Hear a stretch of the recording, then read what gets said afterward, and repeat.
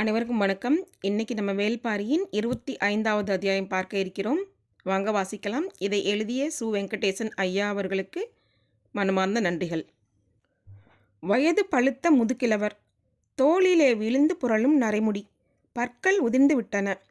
ஆனாலும் கண் பார்வை மட்டும் அப்படியே. அதுவும் இரவாகிவிட்டால் கண்களின் ஒளி மெருகேறிவிடும் போல. அரண்மனை தாழ்வாரத்தின் வழியே தளர்ந்து நடந்து வரும் திசைவேலரை சுற்றி தலைமை மாணாக்கர்கள் 4 வந்தனர். நேற்று இரவே அரண்மனைக்கு வந்து சேர்ந்த அவர் நண்பகலில்தான் புது மாளிகையில் வரையப்பட்ட காலக்கணக்கை பார்க்க வருகிறார். அவரது வருகையை எதிர்பார்த்து காத்திருந்தான் அந்துவன். அரண்மனையின் தலைமை கணியன் அவன்தான். ஆனாலும் ஆசான் வருகை உள்ளுக்குள் சிறு நடுக்கத்தை ஏற்படுத்தியபடியே இருந்தது. அந்துவனுக்கு பக்கத்தில் அவன் உதவியாளர்கள் நின்றிருந்தனர். ஆனைமணி ஓசை எழுப்பியபடி பணியாளன் முன்னடந்து வந்தான். அரண்மனையின் பேர் அதிகாரம் பெற்றவர்கள் வரும்போது அவர்களுக்கு முன் இந்த ஓசை எழுப்பப்படும். திசைவேலர் கோலூன்றி நடந்து வந்தார். அரண்மனைக்கு அவர் வந்து 8 ஆண்டுகள் ஆயிற்று. சென்ற முறை அவர் வந்தபோது அவரோடு கபிலரும் வந்திருந்தார். இருவரும் 2 மாத காலம் இங்கு தங்கியிருந்தனர். விண்ணையும் மண்ணையும் பற்றி இரவு பகலாக பேசி கழித்தனர். ஒரு வைகறை பொழுதில் வைகையின் நிலை மண்டபத்தில் அமர்ந்த கபிலர் அந்த முழு நாளும் எழுந்து வராமல் எழுதி கொண்டே இருந்தார். அத்தனையும் திசைவேலரின் பேரறிவை போற்றி பாடிய பாடல்கள். அந்த நாட்களின் எண்ணங்கள் அவர் மனதில் ஓடிக்கொண்டிருந்தன. பட்டிய கல்லை பார்த்தபடியே ஊன்றுகோலை எடுத்து வைத்து நடந்தார். கார்கால மாளிகையின் வாயிலில் நின்று அந்துவன் வணங்கி வரவேற்றான். சொற்கேட்டு தலையாட்டினார். முகம் பார்க்கவில்லை. மாளிகையின் நடுவில் சின்ன அடையாளம் ஒன்றை வைத்திருந்தனர். நேராக அந்த இடம் வந்து நின்றார். நெஞ்சுக்கு நேராக ஊன்றுகோலை ஊன்றி 2 கைகளாலும் இறுக பிடித்தார். தலையை முன் சாய்த்து கண்கள் மூடியவர் சிறிய கால இடைவெளியில் தலையை அப்படியே பின்னால் சாய்த்தார். படுத்து கிடப்பவனைப் போல முகம் கிடைமட்டத்திலிருந்து மேற்கூரையை பார்த்தது. கண்களை திறந்தார். கருவிழிகள் காலத்துக்குள் நுழைந்தன. புதிய வெப்பன் பிறந்தபோது இருந்த 4 மீன்களும் கோல் மீன்களும் அவரின் நினைவுக்கு வந்தன. மேற்கூரையில் உள்ளொடுங்கிய விண்மீன்களுக்குள் கண்கள் செருகின. உடலையோ கழுத்தையோ சுற்றாமல் கருவிழிகளை சுழற்றி மேற்கூரையின் முழு வட்டத்தையும் பார்த்து முடித்தார். தலை முன் வணங்கி கோல் நோக்கி கவிழ்ந்தது. என்ன சொல்லப் போகிறார் என்பதறிய அந்துவன் ஆவலோடு இருந்தான். அமைதியான அந்த மாளிகையில் மெல்ல ஒலித்தது திசைவேலரின் குரல். புதிய வெப்பன் பிறந்த நாள் என்ன? அந்துவனுக்கு விடை உடனே நினைவுக்கு வரவில்லை. சற்றே நிதானித்து சொன்னான். வளர்ப்பிறையின் 8ஆம் நாள். எந்த பொழுதில் பிறப்பு நிகழ்ந்தது? அதிகாலையில். நீ செய்திருக்கும் பிழை என்ன? விளக்கம் அளிக்கும் வாய்ப்பு எதுவும் இந்த வினாவில் இல்லை. அடுத்த பிழையை தவிர்க்க மட்டுமே வாய்ப்பு அளிக்கப்பட்டது. அந்துவன் அதிர்ச்சிக்குள்ளானான். கண்களை அகலத் திறந்து மேற்கூரையை பார்த்தான். ஒன்றும் பிடிபடவில்லை. வளர்ப்பிறை நாட்களில் கதிரவன் எழுவதற்கு முன்பே நிலவு மறைந்துவிடும். கதிரவனும் நிலவும் இல்லா புலர் காலை பொழுதில்தான் புதிய வெப்பன் பிறந்தான். ஆனால் நீ வானத்தின் மேற்கு விளிம்பில் 8ஆம் நாள் நிலவை வரைந்து வைத்திருக்கிறாய். இதன் பொருள் என்ன தெரியுமா? உறைந்து போய் நின்ற அந்துவனுக்கு விடை சொல்ல நாயளவில்லை. ஓவியம் குறிப்பது வளர்ப்பிறையின் 8ஆம் நாள் அல்ல. அந்துவனுக்கு வியர்த்து கொட்டியது. மற்றவற்றில் தவறுகளின் அளவை பொறுத்து பாதிப்பின் தன்மை இருக்கும். ஆனால் காலக்கணக்கில் அப்படி அன்று. பெரியதோ சிறியதோ பிசகு பிசகுதான். கணப்பொழுதில் எல்லாம் குலைந்துவிடும். சொல்லியபடியே வேநீர்கால பள்ளியறையை நோக்கி நடந்தார். அது மேல் மாடத்தில் இருக்கிறது. ஏறி செல்ல தன் மாணவர்களைத்தான் அனுப்புவார் என்று நினைத்திருந்தான் அந்துவன். ஆனால் திசைவேலரின் கால்கள் படியேறி கொண்டிருந்தன. தலைமை அமைச்சர் முசுகுந்தரின் முன் யானைப்பாகன் நிறுத்தப்பட்டிருந்தான். பாண்டிய நாட்டின் பெருவிழா நடந்து கொண்டிருக்கும் இந்த நேரத்தில் இந்த சிக்கல் தொடர்பாக விசாரிக்க தாங்கள் வரவேண்டுமா என்று முசுகுந்தரிடம் அரசாங்கத்தின் களஞ்சிய தலைவர் வெள்ளிக்கொண்டார் கேட்டார். இப்படி ஒரு கோர நிகழ்வு நடந்துள்ளது என்பது நம்மினும் மேலுள்ளவர்களுக்கு தெரியாது. ஆனால் கீழ்நிலை வீரர்கள் காதோடு காதாக இதைத்தான் பேசிக்கொண்டிருப்பார்கள்.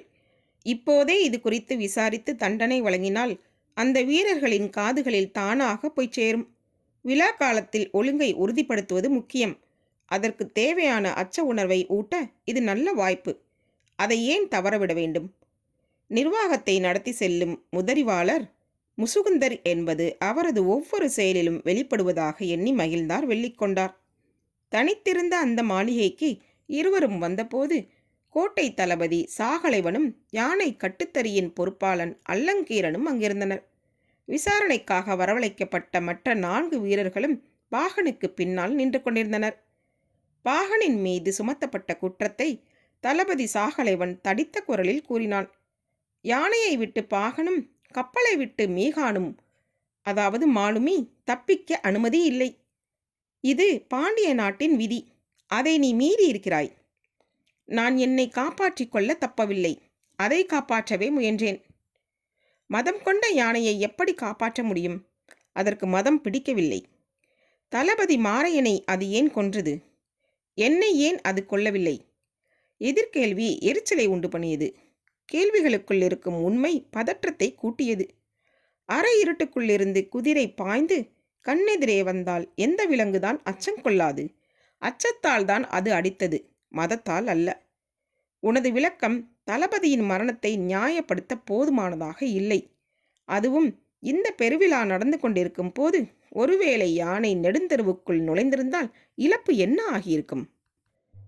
என் உத்தரவுகளை அது ஏற்கவில்லையே தவிர அதற்கு மதம் பிடிக்கவில்லை. அதனால்தான் அது கட்டுத்தறியை நோக்கி போனது. 3 திருப்பங்களிலும் சரியாக திரும்பி நடந்தது. மேற்கு வாசல் தளபதி சட்டென எதிரில் வந்துவிட்டார். இருட்டில் அவரின் வருகையை நானே பார்க்கவில்லை. அது வேகம் கொள்ளாமல் தான் அடித்தது.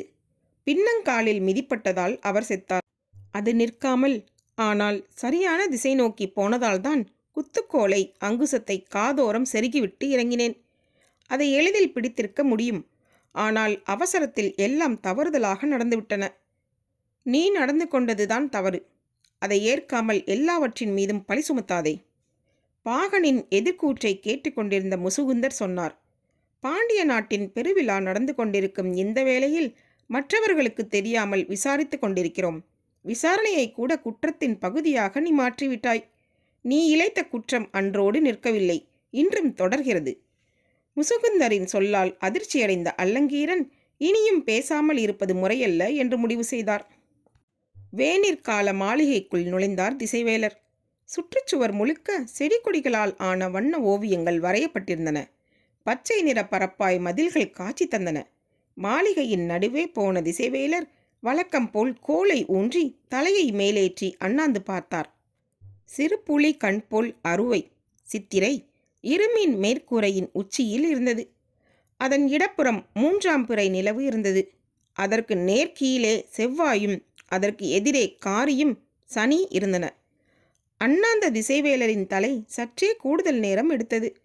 அதே போல அண்ணாந்து பார்த்து கொண்டிருந்த அந்துவனுக்கு பிடரி பிடிப்பதைப் போல இருந்தது. தலை இறக்காமலே கேள்வி வந்தது. செவ்வாய்க்கோளுக்கு பூசியுள்ள செந்நிறத்துக்கான வண்ணத்தை எதிலிருந்து எடுத்தாய்? வெடவேலம் பட்டையில் இருந்து எடுத்தேன். அதுதான் இளஞ்சிவப்பாக இருக்கிறது. செவ்வாய் அடர் சிவப்பு நிறமல்லவா? அதனால் தானே இந்த அழகிய பெயரை நம் முன்னோர்கள் சூட்டினர். நுணாமரக்கட்டையிலிருந்து சாறு எடுத்து பூசு, அதுதான் அடர் சிவப்பை தரும். சரி என்று வேகமாக தலையாட்டினான் அந்துவன். விண்மீன்கள் அனைத்தும் இமைக்கும் ஒளி உடையவை. அவற்றுக்கு கோள்மீன்களைப் போல வெறும் வண்ணம் பூசாதே.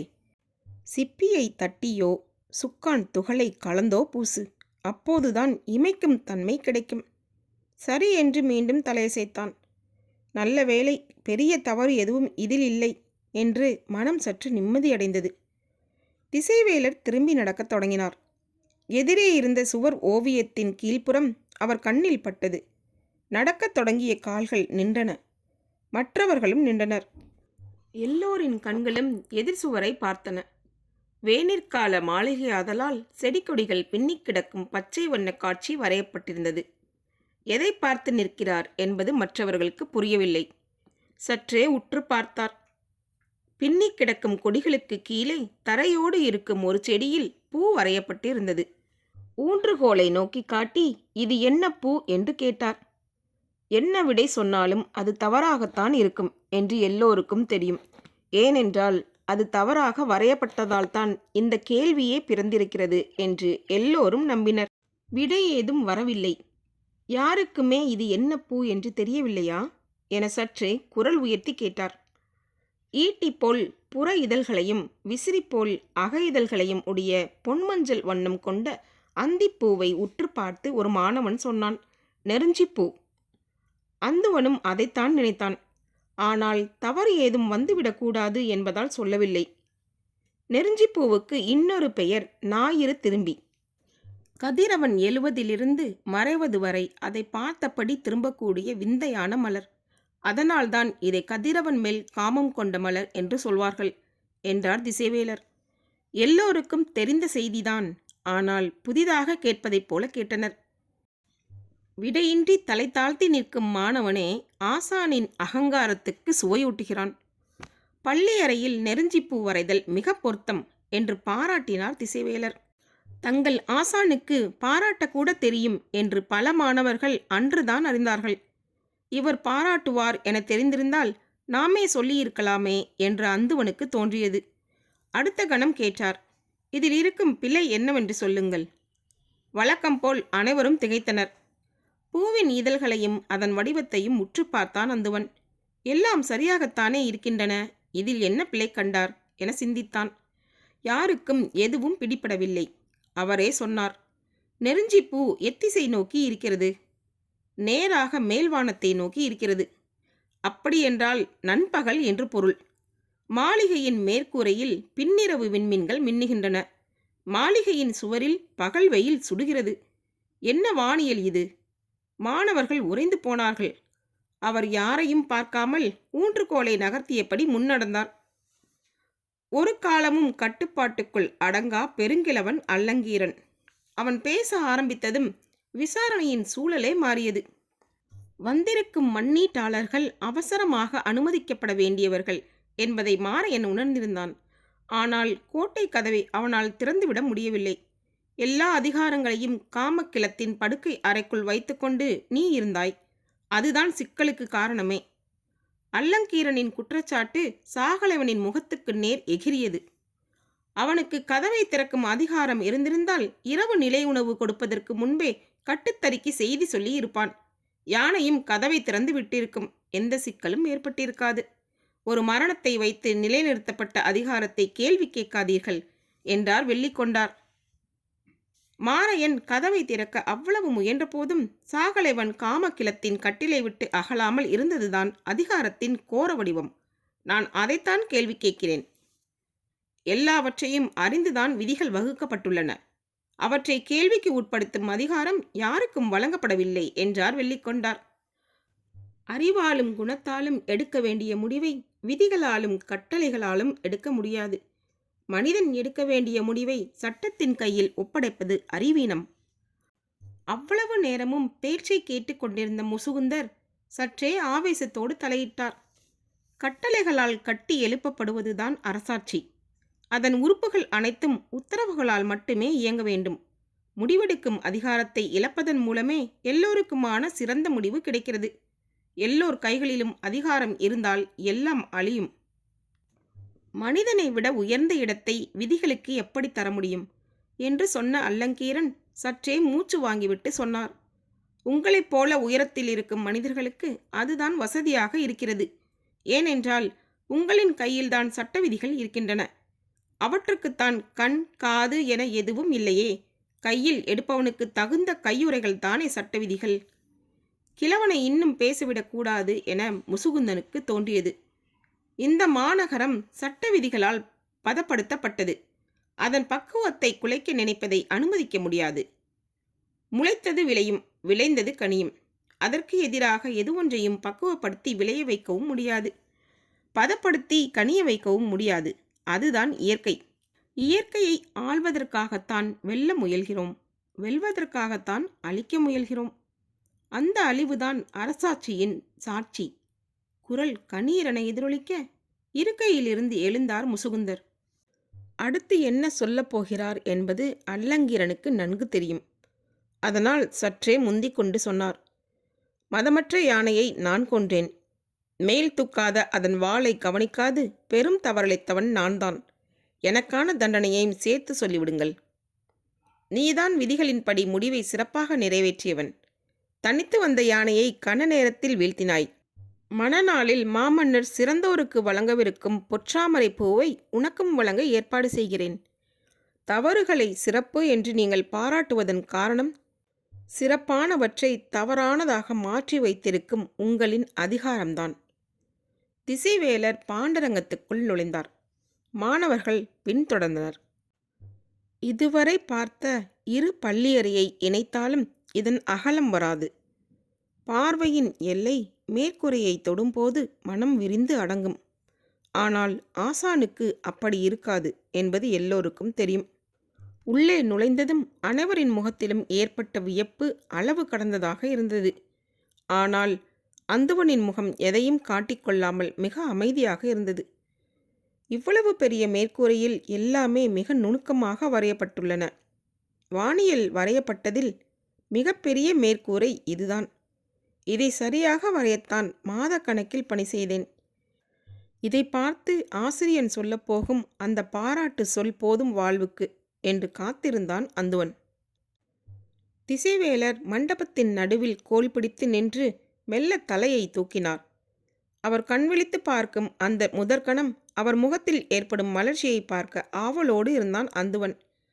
அவர் தலையை பின்புறம் கவிழ்ந்து கண் விழிக்கப் போகும் நிலையில் அந்தவனுக்கு சட்டென நினைவுக்கு வந்தது. தேவாங்கு இருக்கும் மரக்கூண்டு. இளமருதன் இங்குதானே வைத்திருந்தான். எடுத்து விட்டானா அல்லது இன்னும் இங்குதான் இருக்கின்றனவா என்று சுற்றி இருக்கும் மேடைகளை பார்த்தான். அவன் இருக்கும் இடத்திலிருந்து ஒரு பாதி மேடைகள் தான் தெரிந்தன. பெரும் தூண்கள் மேடைகளை மறைத்து நின்றன. 2 அடிகள் முன்னும் பின்னுமாக போய் கண்களை ஓடவிட்டான். இடப்புறம் இறுதி தூணுக்கு பின்புறம் ஒரு மரக்கூண்டு இருப்பதன் சிறு பகுதி தெரிந்தது. கூண்டுக்குள் இருக்கும் அந்த விலங்கை பார்த்தால் ஆசான் என்ன சொல்வாரோ என்று எண்ணிய கணத்தில்தான் அவர் வரையப்பட்ட மேற்கூரையை நீண்ட நேரம் பார்த்து கொண்டிருப்பது நினைவுக்கு வந்தது. சட்டென அவரை நோக்கி திரும்பினான்.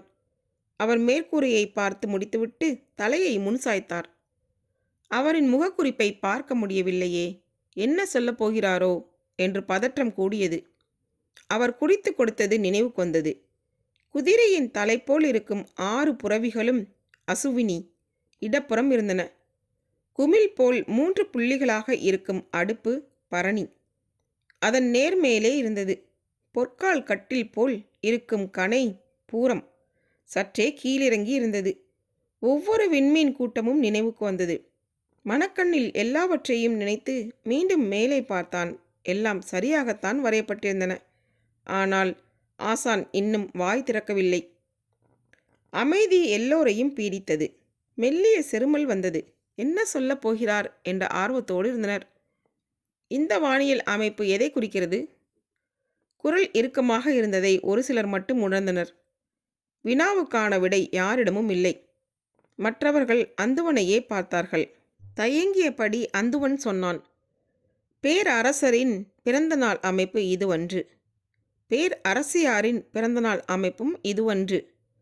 வேறு யாருடையது என்று என்னால் உய்தறிய முடியவில்லை ஆசானே. மனிதனுக்குரிய நாளை நினைவுபடுத்துவது மட்டுமா வானியலின் வேலை? அது இயற்கையின் காலமானி அல்லவா? அவரின் சொல் புதிய திறப்பை உருவாக்கியது. வியப்போடு தலை நிமிர்ந்து மேலே பார்த்தான். ஒன்றும் பிடிபடவில்லை. ஆசானின் குரல் கண்ணீரென ஒலித்தது. இது மேற்கு மலையில் பெருமழை பெய்து வைகையில் வெள்ளம் பெருகும் கோல்நிலை. பாண்டரங்கத்தில் ஆடலும் பாடலும் செழிக்க, பாண்டிய நாட்டில் உழவும் வணிகமும் தலைக்க இந்த கோல்நிலையே அடிப்படை. இது பிறந்த காலத்தை குறிப்பதன்று. இது பேரரசின் சிறந்த காலத்தை குறிப்பது. வாயடைத்து போனார்கள் அனைவரும். வானியல் பேராசானின் அறிவு கண்டு மெய்மறந்து நின்றபோது அவனின் குரல் அதைவிட கனத்து ஒலித்தது. இதில் நீ செய்த பிழை என்ன தெரியுமா? அடி தொண்டையிலிருந்து வந்தது கேள்வி. அந்துவனின் உடல் உதறியது. அவன் நிமிர்ந்து பார்த்தான். மேற்கூரையை கண்கள் சுற்றின. தலையும் சுற்றியது. ஆசானின் குரல் வெளிவந்தது. வெள்ளி வெறும் கோலன்று, மலைக்கான கோல். ஆனால் அது தெற்கே விலகி இருப்பது மழையின்மைக்கு அறிகுறி. நீ எங்கே வரைந்து வைத்திருக்கிறாய் பார். அந்துவன் திரும்பி மேற்கூரையை பார்த்தான். வெள்ளி தெற்கே விலகி இருந்ததை பார்த்த கணத்தில் உச்சந்தலையை தாக்கியது ஆசானின் ஊன்றுகோல். துவண்டு விழுந்தான் அந்துவன். பாண்டரங்கத்தை பாலும் மரங்காக்க பார்த்தாயா? குரல் கேட்டு நடுங்கினான் அந்துவன். மன்னியுங்கள் ஆசானே, என்னை மன்னியுங்கள். உடனடியாக சரிப்படுத்துகிறேன். பொறுத்தருளுங்கள். அந்துவனை விட அதிக நடுக்கம் இருந்தது ஆசானின் கைகளில்தான். காலத்தை கணித்தல் எளிதன்று. கண நேரத்தில் எல்லாம் மாறிவிடும். நீ என் தலைமானவன் என்பதால் தான் உன்னை அரண்மனைக்கு அனுப்பினேன். அந்துவன் பாய்ந்து வந்து காலை பிடித்தான். அடுத்து என்ன சொல்லப் போகிறார் என்பதை அவனால் உய்தறிய முடிந்தது. ஒரு வாய்ப்பு கொடுங்கள் ஆசானே, மறுபடியும் பொருத்தமாக வரைந்து காட்டுகிறேன். அந்துவனின் கதறல் ஓசை கேட்டுக்கொண்டே இருக்க திசைவேலர் பாண்டரங்கத்தை விட்டு வெளியேறினார். கோட்டையின் வெளிப்புறம் இருக்கும் காட்டரண் அது. அங்குதான் யானைகளுக்கான வட்டரங்கு இருக்கிறது. முசுகுந்தரின் தீர்ப்பை நிறைவேற்ற எல்லோரும் வந்திருந்தனர். முதலில் பாகன் அரங்குக்குள் அனுப்பப்பட்டான். இன்னும் சிறிது நேரத்தில் யானை உள்ளே நுழையும். சுழல் அரங்கில் யானையிடம் தப்பி பாகன் ஓட வேண்டும். அவன் ஓடி தப்பித்தால் குற்றமற்றவன், மிதிப்பட்டு செத்தால் பாவமற்றவன். இதுதான் போட்டியின் விதி. போட்டி தொடங்க இன்னும் நேரம் இருந்தது. அதே சமயம் முடிவு எல்லோருக்கும் தெரிந்தே இருந்தது. பரம்பின் குரல் ஒலிக்கும். இதோடு இந்த அத்தியாயம் முடிகிறது. இனி வரும் அடுத்த அத்தியாயத்தில் உங்களை சந்திக்கிறேன். அதுவரை உங்களிடம் விடைபெறுவது தீபா. நன்றி, வணக்கம். இந்த புத்தகம் உங்களுக்கு பிடித்திருந்தால் சப்ஸ்கிரைப் பண்ணுங்கள், ஷேர் பண்ணுங்கள், கீழே இருக்க லைக் பட்டனை கிளிக் பண்ணுங்கள். மீண்டும் பாரி வருவான். நன்றி, வணக்கம்.